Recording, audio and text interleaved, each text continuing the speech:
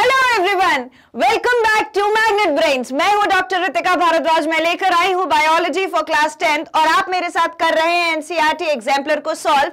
Before starting the session मैं आपको ये बताना चाहती हूं, मैग्नेट ब्रेन्स पर किंडरगार्टन से क्लास 12 तक के सभी स्टूडेंट्स के लिए चैप्टर वाइज, सिलेबस वाइज जो बुक्स हैं, सीबीएसई और एनसीईआरटी की जो बुक्स हैं, उनके सभी टॉपिक्स हिंदी और इंग्लिश मीडियम दोनों में ही अवेलेबल है, एज वेल एज ओलंपियाड और एनटीएससी लाइक एग्जाम्स के लिए भी बिल्कुल फ्री अवेलेबल है। और कुछ वीडियोस या कुछ चैप्टर के वीडियोस देखने के बाद भी आपको कोई सब्सक्रिप्शन पेड वाला लेने की जरूरत नहीं है और आप इन्हें बिल्कुल फ्री में देख सकते हैं with quality content and best teachers. Okay, so इसी बात के साथ हम स्टार्ट करते हैं अपना सेशन। आज हम क्या करने वाले हैं, हमने टर्म 2 के 3rd चैप्टर आर एनवायरनमेंट का किया क्विक रिविजन और फिर उससे रिलेटेड किए एमसीक्यूज। और आज हम इसी चैप्टर के लिए स्टार्ट करेंगे short answer type question. We are on the exercises. एक एक्सरसाइज हम कंप्लीट कर चुके हैं और दूसरी एक्सरसाइज हम स्टार्ट करने जा रहे हैं। सो let's C. Okay, so here we have the first short answer type question. अब मैं आपको ये बता दूं कि जो शॉर्ट आंसर टाइप क्वेश्चंस हैं, उन क्वेश्चन में भी हमें आंसर कैसे लिखना है, what is the correct way of writing the answer. ठीक है, ऐसा बिल्कुल नहीं है कि आप बहुत सारा लिख के आ जाओगे तो मतलब बहुत ज्यादा मार्क्स मिल जाएंगे, but it should be relevant, right. And the other thing, हमेशा कोशिश करिए कि आंसर्स को हम जितना हो सके पॉइंट्स में लिखें। अब इतना हो सके पॉइंट्स में भी नहीं कि बिल्कुल एक एक छोटा छोटा पॉइंट लिख दिया। मैम ने बोला था पॉइंट में लिखना है, तुमने छोटे छोटे पॉइंट बना दिया। वो जो 4 लाइन हमको आती थी उसको हमने 4 पॉइंट्स 5 पॉइंट्स में बना दिया। ऐसा नहीं करना है, ठीक है। रिलेवेंट पॉइंट्स लिखना है, लेकिन पॉइंट्स में आंसर लिखने का एडवांटेज क्या है, it gives you a bird eye view, right. जो चेक करने वाला है उसको भी बर्ड आई व्यू मतलब समझते हो। बर्ड आई व्यू मतलब होता है कि जो चिड़िया होती है ना, वो इतनी ऊपर से देखकर भी अपना खाना पहचान लेती है और उसको लेकर के उड़ जाती है। यानी it is so easy to identify what is written in the answer. इस टाइप से हमको आंसर्स लिखने चाहिए, ठीक है। So let's see what is the first question. First question says why is improper disposal of waste occurs to environment। अगर हम waste material को इम्प्रॉपरली डिस्पोज ऑफ करें, सही तरीके से डिस्पोज ना करें, तो वो एनवायरनमेंट के लिए बहुत बुरा हो सकता है, बहुत हानिकारक हो सकता है। तो ऐसा क्यों है, ठीक है। तो देखो एक चीज को समझो, अगर आप इस वेस्ट को ऐसे ही कचरे में फेंक रहे हो तो वो भी कहीं जाकर जमा होने वाला है, राइट। हो सकता है कोई एनिमल उसको खा जाए, एनिमल ने खा लिया तो उसके लाइफ के लिए भी थ्रेट है।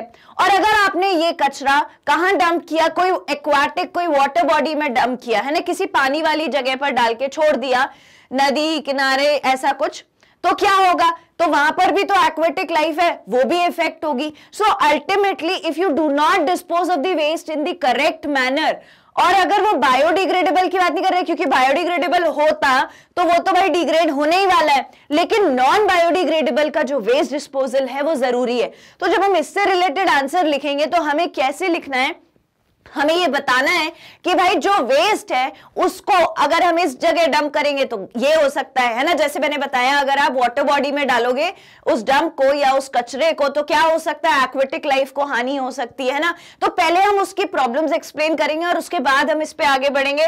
देखो कैसे लिखोगे answer. Certain substances when burned in air, अगर आपने एयर में उसे बर्न कर दिया तो वो रिलीज करेगा हार्मफुल गैस।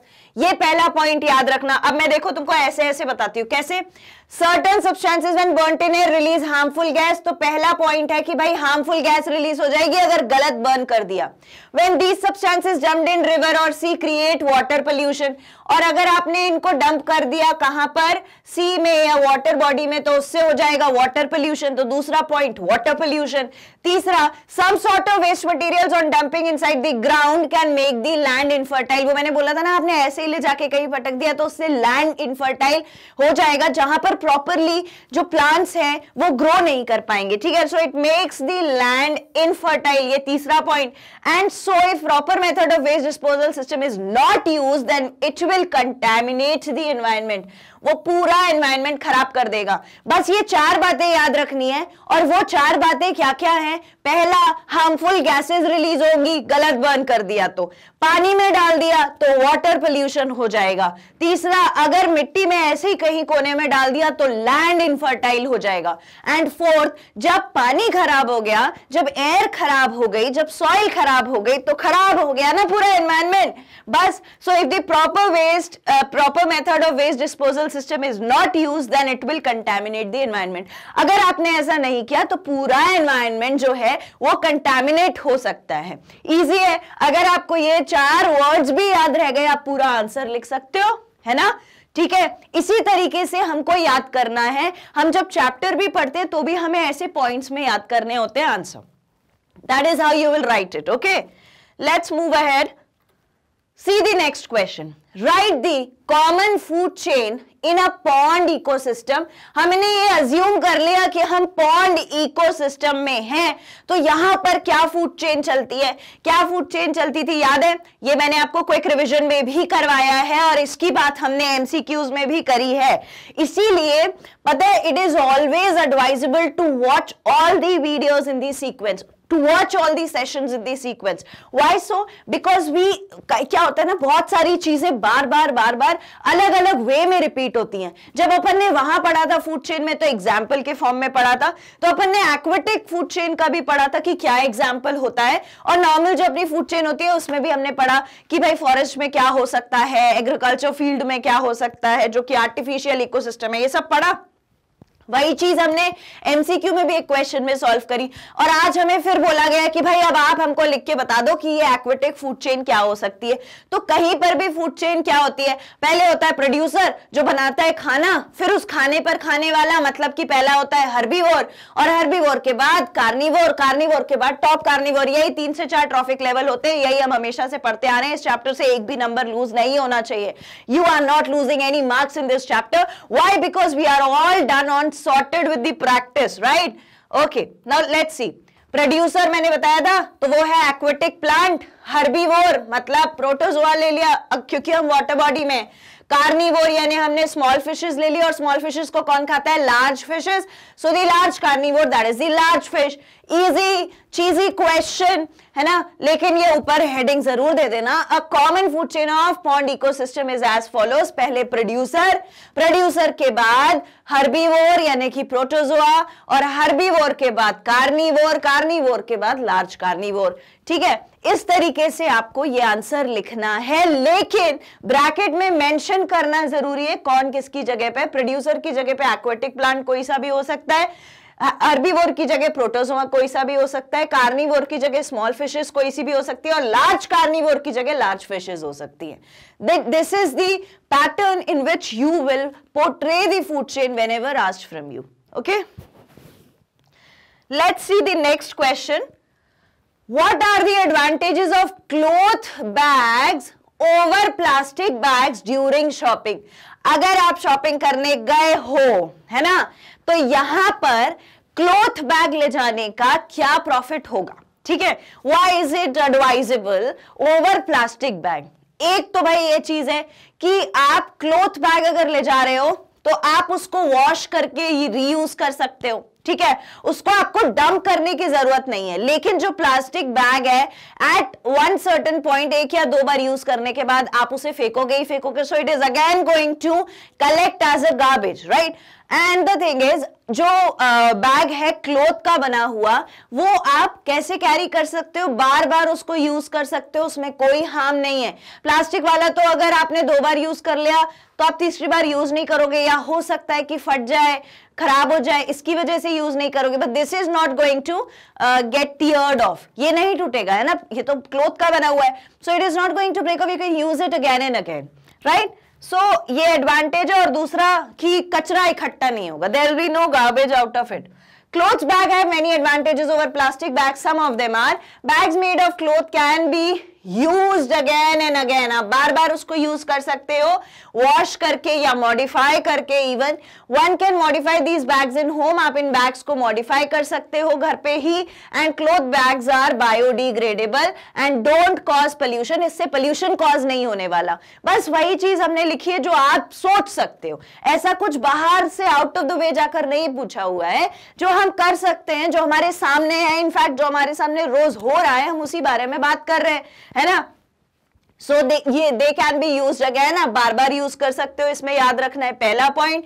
दूसरा, आप इसे मॉडिफाई कर सकते हो, और तीसरा कि ये बायोडिग्रेडेबल रहेगा तो it will not cause any pollution. That is the thing for this answer, right? Easy question. See the next question. Why are crop fields known as artificial ecosystem?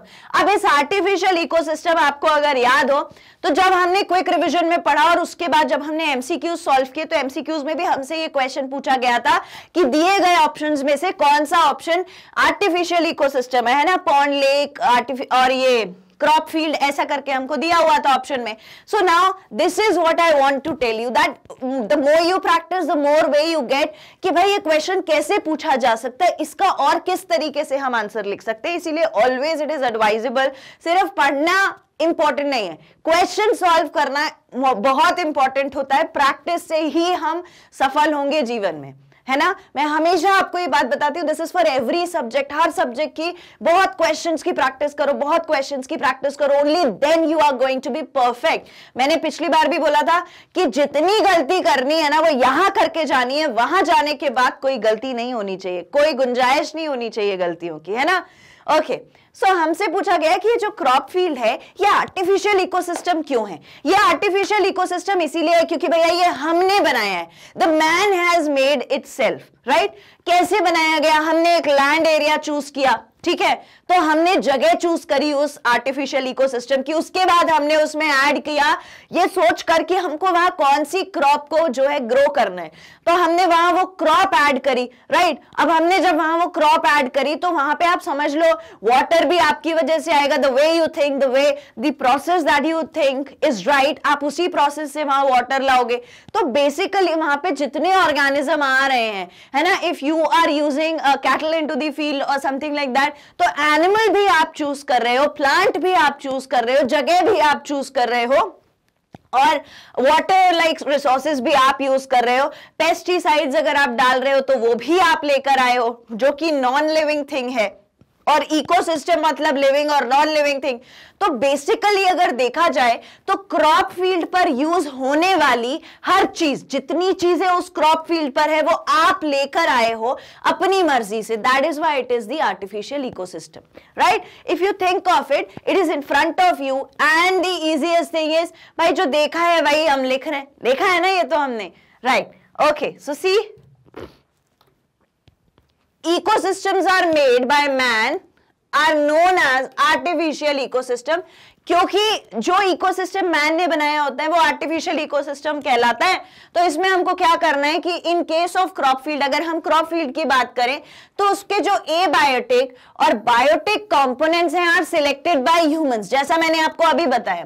The essential process such as sowing seed, मतलब कि बीज बोना, sowing seed मतलब to put the seeds inside the soil, then irrigating, उसके बाद हम water देते हैं, इरिगेट करते हैं, and further progress is also kept under observation for getting good yield. और इसके बाद भी होने वाले हर स्टेप को आप खुद ऑब्जर्व कर रहे होते हो, जिससे कि ज्यादा से ज्यादा और अच्छे से अच्छा प्रोडक्शन हो सके क्रॉप का।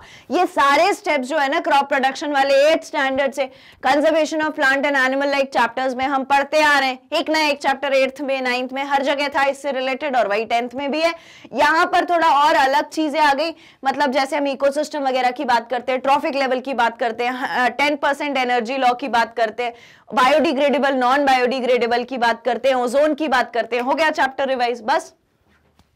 तो this is why the crop field is called as artificial ecosystem. Okay, All right. Next question says differentiate between biodegradable. आप हमें बताओ कि biodegradable और non biodegradable substances का क्या डिफरेंस है, लेकिन एग्जाम्पल्स भी देना है। अब इस चीज को हमेशा अपने दिमाग में लॉक करके रखना, क्या कि अगर आपसे कोई भी चीज डिफरेंशिएटिंग फॉर्म में पूछी गई है और उस चीज का एक्चुअली में एग्जाम्पल बनता है तो हमेशा लिखकर आना है। You should always think of the example unless and until you are writing the example. आप जब तक एग्जाम्पल नहीं लिखोगे माय डियर स्टूडेंट्स, तब तक वो आंसर इनकम्प्लीट रहेगा। हमेशा एग्जाम्पल देकर अपने आंसर को जस्टिफाई सपोर्ट करना चाहिए। That is the right way to write the answer. Okay, so let's check भाई। बायोडिग्रेडेबल सब्सटेंस वो जिसको आप कर सकते हो ब्रेक, ठीक है, और ब्रेक कौन करेगा? माइक्रो ऑर्गेनिज्म ब्रेक करते हैं, ठीक है, माइक्रो ऑर्गेनिजम्स जो हैं वो ब्रेक करते हैं। बट नॉन बायोडिग्रेडेबल को you can not break them, ठीक है, they are going to collect at last. Okay, अब बायोडिग्रेडेबल में डोमेस्टिक वेस्ट आ जाएगा, पेपर आ जाएगा, वुड आ जाएगा, और नॉन बायोडिग्रेडेबल में प्लास्टिक आ जाएगा, ठीक है। ऐसे आपको एग्जाम्पल से सपोर्ट करना है। Let's check. डिफरेंशिएटिंग फॉर्म में बकायदा टेबल बना के बिल्कुल इस चीज को ऐसे ही देखना है, ऐसे ही समझना है कि हम एग्जाम में आंसर लिख रहे हैं। जब भी मैं क्वेश्चन बताती हूं तो अपने दिमाग में एक पिक्चर आ जानी चाहिए कि इसका ऐसा होना चाहिए आंसर, ठीक है, while I am talking to you, and then you should see and check what you have thought and what is given over here. Do they look alike? क्या वो एक जैसे लगते हैं? तो भाई हमने कॉलम बनाया, बायोडिग्रेडेबल सब्सटेंस एक तरफ, नॉन बायोडिग्रेडेबल सब्सटेंस एक तरफ, बकायदा सिस्टमैटिकली लिखो। डिफरेंस बिटवीन देम आर, मतलब difference between biodegradable and non biodegradable substances are, क्या डिफरेंसेस होते हैं? Substances that can be broken down into simpler substances by the action of decomposers. वो substances जिनको आप सिंपल छोटे छोटे सब्सटेंसेस में ब्रेक कर सकते हो डीकंपोजर्स की मदद से, वो कहलाते हैं बायोडिग्रेडेबल सब्सटेंसेस। और इसका बिल्कुल ऑपोजिट हो जाता है non biodegradable substances, substances that can't be broken down, जिनको हम नहीं तोड़ सकते सिंपलर सब्सटेंसेस में bye the action of decomposers is the non biodegradable substance.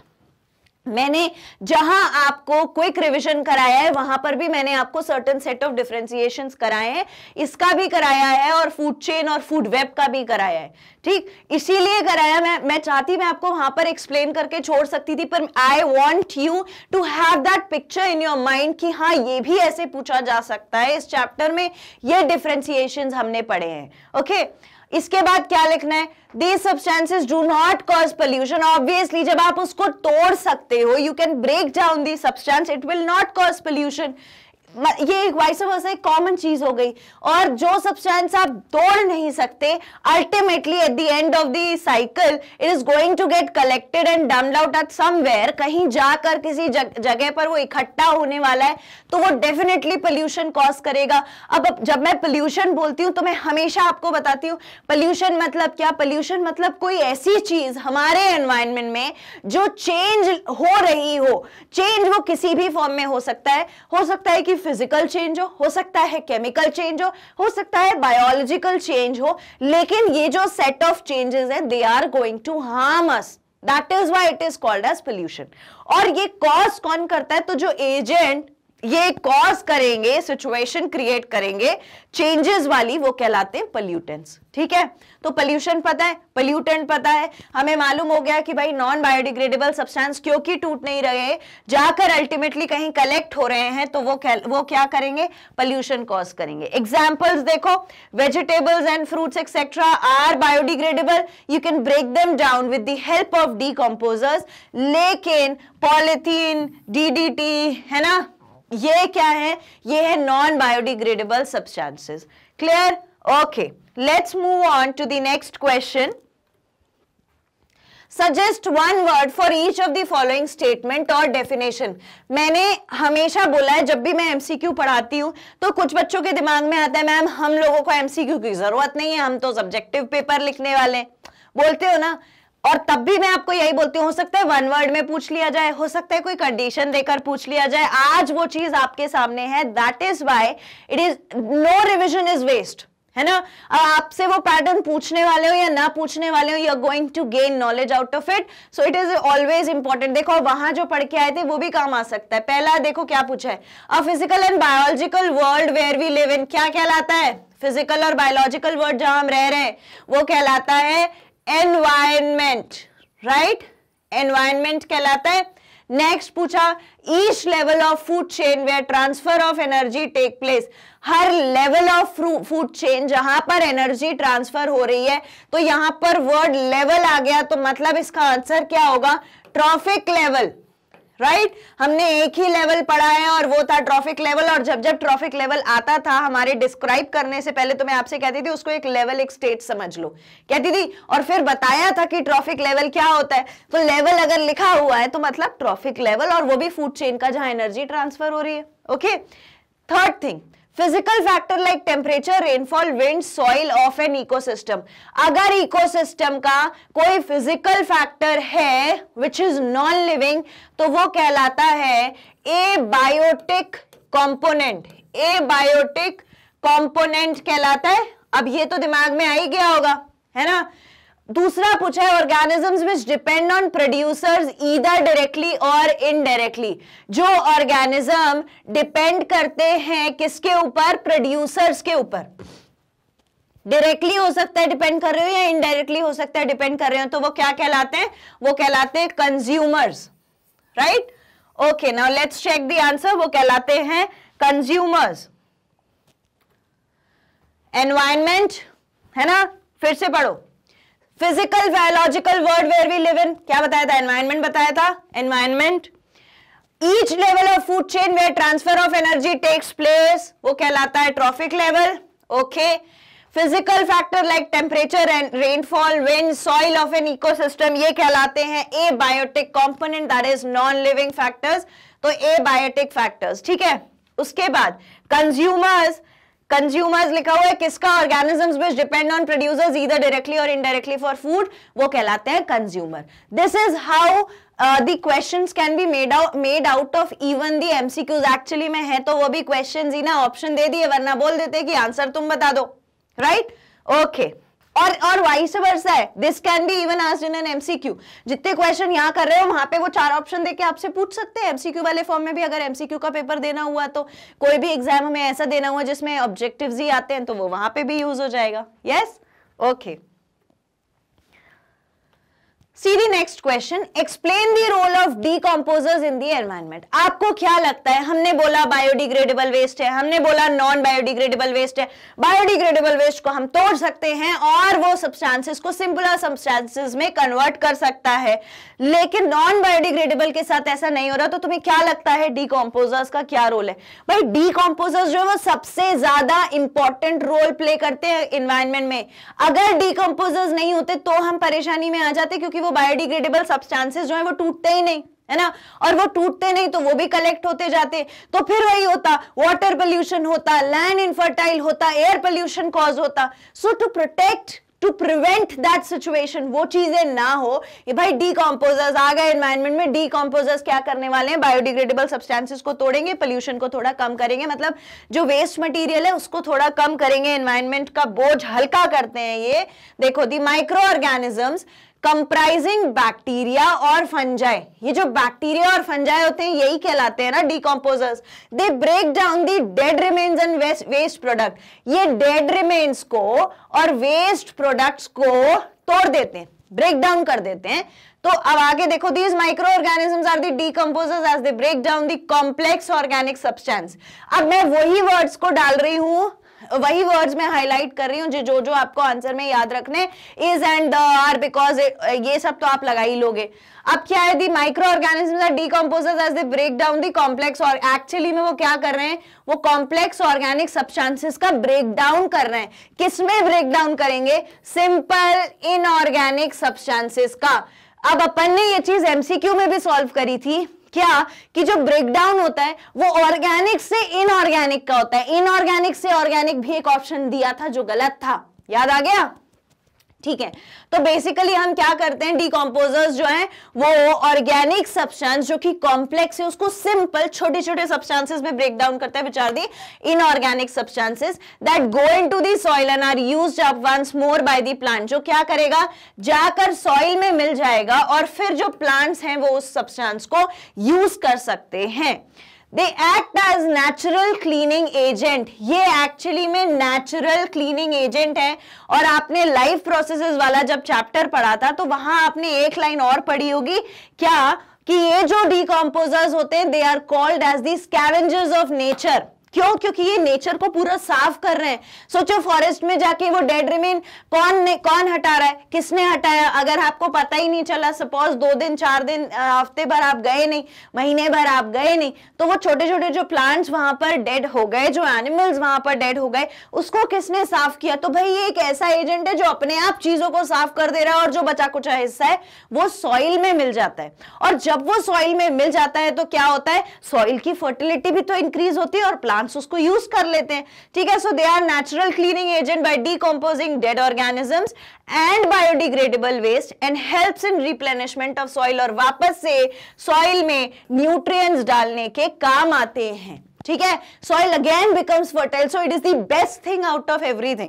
हर चीज से अच्छी ये चीज है कि अपने आप तो साफ हो गया, सॉइल भी अच्छी हो गई और आगे आने वाले प्लांट्स की जो ग्रोथ है वो भी बहुत अच्छी होगी। Right, okay, so we'll move again and see the next question. Next question says select the mismatched pair in the following and correct it। अपने को mismatched इसमें से पेयर निकालना है और उसको फिर हमें करेक्ट करना है। ठीक है, देखो पहला पेयर बायोमैग्निफिकेशन। क्या होता है biomagnification? Collection of harmful substances in increasing trophic level. आगे आगे जैसे ट्रॉफिक लेवल बढ़ता है तो वो जो टॉक्सिक मटेरियल होता है या जो हार्मफुल मटेरियल होता है वो कलेक्ट हो जाता है हाईएस्ट ट्रॉफिक लेवल में। राइट, तो biomagnification accumulation of chemicals at the successive trophic levels of a food chain. तो ये बिल्कुल सही है, हमने यही पढ़ा है बायोमैग्निफिकेशन में कि जो केमिकल सब्सटेंस है वो कलेक्ट हो जाता है ट्रॉफिक लेवल में in the food chain. Next ecosystem. Ecosystem क्या होता है? A system where both biotic and abiotic components are present and they are living in the interaction between each other, with the interaction between each other. Right, so ecosystem को क्या बोला गया? Biotic component of environment नहीं, इसमें एक चीज और होनी चाहिए थी, वो है एबायोटिक कंपोनेंट। एबायोटिक कंपोनेंट और होना चाहिए था, तब हम इस चीज को मानते।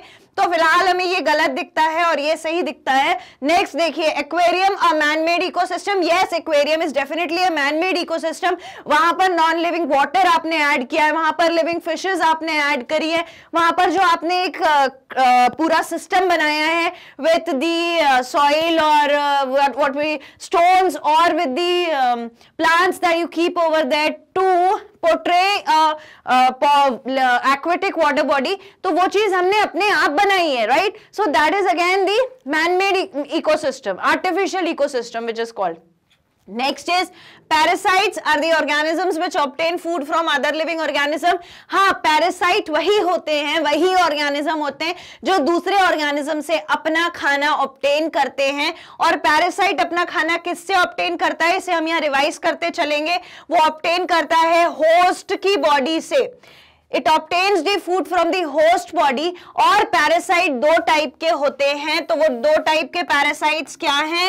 एक है एक्टोपैरासाइट, पढ़ा था, ectoparasite which lives outside the body of the host, और दूसरा था endoparasite which lives inside the body of the host. यही पढ़ के आए अपन। ओके, सो पैरासाइट 2 टाइप के पढ़े हैं। पैरासाइट होस्ट की बॉडी के ऊपर रहकर अपना खाना ऑब्टेन करता है, तो क्या यही लिखा है organisms which obtain food from other living organism? हाँ, बिल्कुल यही बात है। तो बाकी सारे ऑप्शन सही हैं, बस एक बी वाला हमें गलत लगता है। और उसमें हमें क्या गलत लगता है, क्योंकि इनने करेक्ट करने के लिए बोला था, तो उसमें हमें गलत ये लगता है कि जो इकोसिस्टम है उसमें बायोटिक के साथ एबायोटिक कंपोनेंट भी होना चाहिए था। Only then it is called as the ecosystem, तभी वो इकोसिस्टम कहलाएगा। Okay, all right, see the answer. B वाला ऑप्शन गलत है, ठीक है। An ecosystem consist of biotic यानी कि living organism as well as abiotic यानी कि soil, air, water etcetera of the environment. इन दोनों चीज को इंक्लूड करता है। And see I told you when and where possible always give the example. तो ये लिविंग ऑर्गेनिज्म, ये सॉइल, एयर, वाटर एग्जांपल भी हो गए। Clear? Okay, moving on to the next question. See the next question, we do not clean ponds. ये बहुत important question है, boards में पूछा जाता है। इसको वेरी वेरी इंपॉर्टेंट मार्क करके याद करना, लिख लेना कहीं पर, है ना, कि ये क्वेश्चन पूछते हैं। We do not clean ponds और लेक्स। हम पॉन्ड्स और लेक्स को कभी क्लीन करने जाते हैं क्या? कोई जाता है क्लीन करने? नहीं जाते। But aquarium needs to be cleaned. Why? लेकिन जो एक्वेरियम हमने अपने घर में रखा है, हमें उसे करना पड़ता है क्लीन, उसे साफ करने की जरूरत पड़ती है। क्यों होता है ऐसा? ये सीबीएसई बोर्ड में पूछा जाने वाला बहुत ही इंपॉर्टेंट क्वेश्चन है, one amongst the most important question, कि जो पॉन्ड्स होते हैं या जो लेक्स होते हैं, we do not go, we never go and clean them, हम उन्हें कभी जाके साफ नहीं करते, तो हमें एक्वेरियम को साफ करने की जरूरत क्यों पड़ती है? उसका रीजन मैं आपको बताती हूँ। उसका रीजन एक ये होता है कि जो पॉन्ड है, जो लेक है, वो क्या है? वो नेचुरल इकोसिस्टम है, पहली चीज। और जो हमारा एक्वेरियम है वो क्या है? वो आर्टिफिशियल यानी कि मैनमेड इकोसिस्टम है। तो ये जो पॉन्ड्स और लेक्स होते हैं, यहाँ पर बहुत सारे प्रोड्यूसर्स हैं, बहुत सारे हर्बीवोर हैं, बहुत सारे कंज्यूमर्स हैं, बहुत सारे carnivore in the form of consumer, दोनों टाइप के हैं, स्मॉल भी हैं और टॉप कार्निवोर्स भी हैं। तो वहां पर there is a food chain going on. लेकिन आपने जो इकोसिस्टम बनाया है विच इज आर्टिफिशियल इकोसिस्टम, यानी कि एक्वेरियम, या एक्वेरियम के अलावा क्रॉप फील्ड की हमने बात की थी, या हमसे पूछा एक्वेरियम के बारे में, तो हम उसी का एग्जांपल ले लेते हैं कि एक्वेरियम में क्या होता है, उतने ही ऑर्गेनिज्म है जितने आपने डाले हैं। Why so? एक्वेरियम के अंदर आप क्या करते हो? स्टोन्स डाल देते हो। स्टोन्स डालने के बाद वहां पर प्लांट्स रख देते हो। क्या वो प्लांट्स नेचुरल है? वो प्लांट्स नेचुरल नहीं है, वो आप सिर्फ फीचर क्रिएट करने के लिए ऐसा करते हो। उसके बाद आप उसमें फिशेस डाल देते हो, है ना। और फिशेस जब डाल देते हैं तो फिशेस हम कैसी कैसी डालते हैं भाई? फिशेस एक लिविंग थिंग है, लिविंग ऑर्गेनिज्म है, और बाकी सारी चीजें जो है वो नॉन लिविंग थिंग है। वहां के प्लांट जो है वो प्रोड्यूसर्स नहीं है, मोस्ट ऑफ द टाइम नहीं है। कुछ लोग लिविंग प्लांट्स भी रखते हैं, मतलब लाइफ प्लांट्स भी रखते हैं, बट देन ऑल्सो वहां पर पूरा सीक्वेंस नहीं है ना। वहां पर प्रोड्यूसर नहीं है, प्रोड्यूसर के ऊपर हर्बीवोर नहीं है, हर्बीवोर के ऊपर कार्निवोर नहीं है, कार्निवोर के ऊपर टॉप कार्निवोर भी नहीं है, और वहां पर मुश्किल से एक आध चीज इनमें से मिलती है। मतलब कि वो एक पूरी फूड चेन नहीं है। और क्योंकि वो पूरी फूड चेन नहीं है, वहां पर क्लीन करने की जरूरत पड़ती है। अगर पूरी फूड चेन होती तो सब कुछ सिस्टमैटिकली चलता, everything would have been consumed और क्लीन करने की जरूरत नहीं पड़ती। लेकिन यहाँ पर पॉन्ड्स में, लेक्स में एक्चुअल फूड चेन चल रही है इस तरीके से, इसीलिए उसको क्लीन करने की जरूरत नहीं पड़ती और यहाँ क्लीन करने की जरूरत पड़ती है। Let's check what way is the correct way to write the answer। इसमें हमको किस तरीके से सही आंसर लिखना है? See, a pond or a lake forms natural and complete ecosystem। Natural तो है ही, लेकिन ये complete ecosystem भी है। Why so? All the food chains present in these ecosystem are complete। जितनी भी food chain इसमें present है वो सब complete food chain है, पहली चीज। दूसरी चीज, ecosystems have plenty of producers, consumers and decomposers।